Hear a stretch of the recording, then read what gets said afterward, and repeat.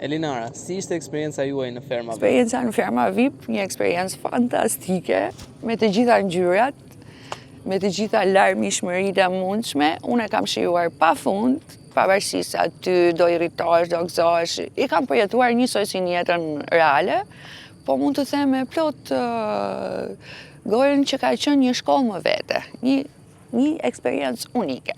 Qa mendoni se ju penalizojnë në lojë? Mendoj që shoqëria shqiptare nuk është ende gati për femrat e guximshme. Me aq sa ti një fermer. Dhe sinqeriteti im, u solla pak si në jetën reale, besoj kjo më ka penalizuar. Ti arrit deri në gjysmën finale.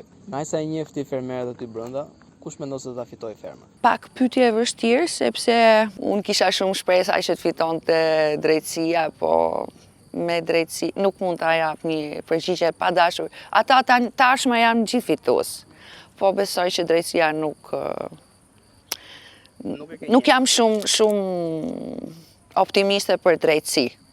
Dhe pse kam, doja që midis Big Boss dhe Randit, që si qytetari që janë si artist, besoj e meritojnë ata për qytetarin, për humorin e bukur që ka dhënë Randi, Big Bassa për qytetarin. Do me thënë, janë dy njerëz që kanë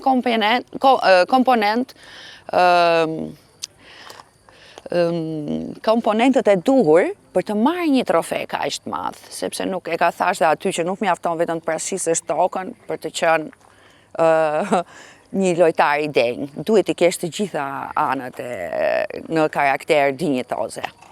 Tani duke qenë se ti me Randin keni pasur komente me ato lojrat tuaja, ndoshta ka qenë për lojë, ndoshta kanë qenë reale.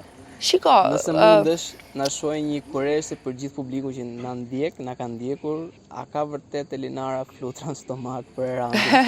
Shiko, unë nuk, siç kam qenë në jetën reale, jam tani këtu, nuk dua pse të mos jem e sinqert prap. Është një lloj afeksioni që kam për Randin. E kam shumë gjanë, po për më tepër në një kohë kaq të shkurtër, me një femër si mua që ka vite që jeton vetëm, është shumë e vështirë të ndërrosh për diçka ose të shpresosh për diçka.